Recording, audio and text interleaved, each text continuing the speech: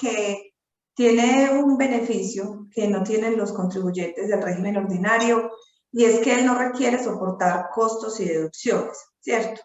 No requiere soportar costos y deducciones porque precisamente no tiene ninguna implicación tributaria de que esos costos y deducciones sean no deducibles, porque él paga es sobre la base de los ingresos, ¿cierto?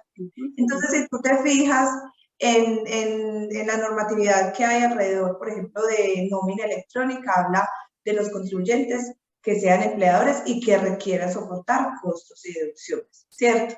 Después se habla del documento soporte y habla también que requiera soportar costos y deducciones, ¿cierto?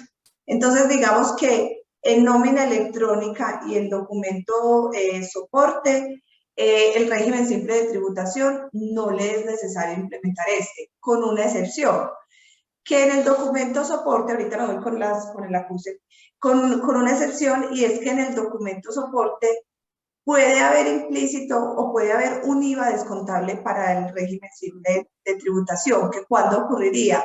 Cuando realice compras en el exterior, de servicios prestados en el exterior, donde el beneficiario sea el régimen simple y él haga el RETE IVA y necesite descontarse ese IVA.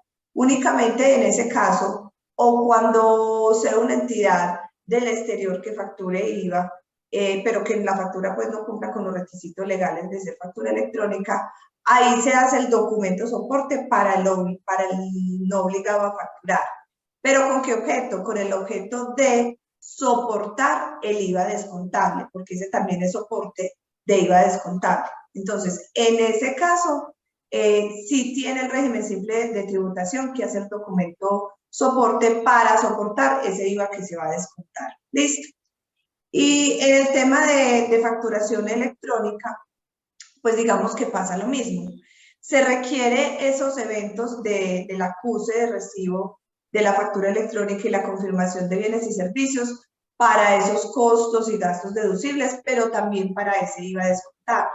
Entonces, en ese caso, se hace, digamos, imperiosa la necesidad para el del régimen simple de tributación cuando esa factura electrónica quiere tomarse el IVA descontable, porque la connotación es de ambos lados, para el costo y para el IVA descontable. Entonces, en ese caso, sí es necesario que el régimen simple de tributación, si se quiere tomar esos IVAs como descontables, esté haciendo los eventos que llamamos de la factura electrónica de confirmación y de acuse. Ah, ok. Listo, por el IVA, sí, allá iba mi pregunta. Y por el tema también de que se convierta, que como esa factura se convierte que en título valor y no sé qué, y entonces que Lo que pasa es que mira que el tema bloquea es a mi proveedor, cuando el régimen simple de tributación. Entonces, yo como régimen simple de tributación puedo tener el anhelo de negociar mis facturas como título valor. Ahí necesito es que mis clientes me ayuden haciendo esos dos eventos de la factura electrónica.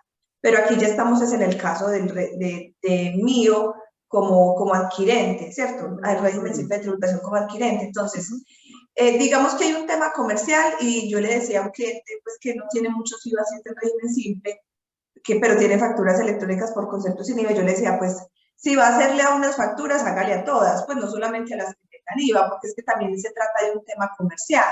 Y usted no sabe que ese tercero que le está prestando transporte o un servicio que no tiene IVA o un bien que no tiene IVA, pues necesita negociar esa factura electrónica. Entonces, volvámoslo como una costumbre para dinamizar ese tema de la facturación electrónica. Entonces, la recomendación es sí, hagamos esos eventos de la factura electrónica en todas las facturas electrónicas que recibamos y propendamos también por organizar a nuestros clientes que también nos hagan esos eventos, porque no sabemos qué día nosotros como régimen simple también requiramos hacer uso de ese tema. Bloquea es a mi proveedor, cuando el régimen simple de tributación. Entonces, yo como régimen simple de tributación puedo tener el anhelo de negociar mis facturas como título valor.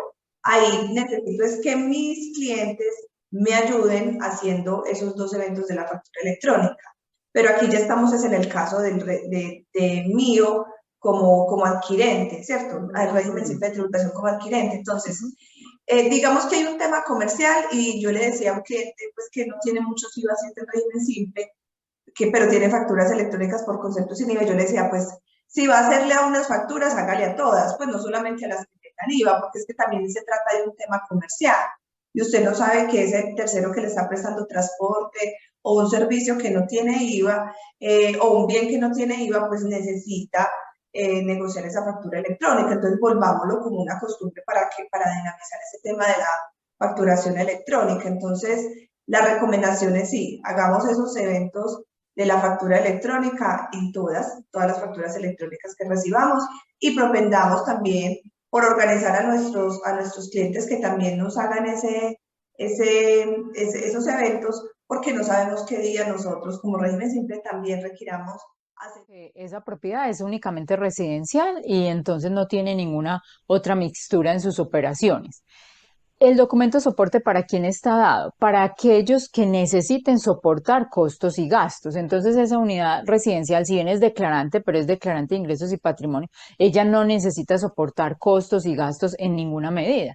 Entonces, a ella no le aplicaría el tema de tener el documento soporte. La resolución 42, como bien lo dices, compila ya hoy toda la información correspondiente a quienes están obligados a facturar, quiénes no y cuáles son los documentos equivalentes vigentes hoy.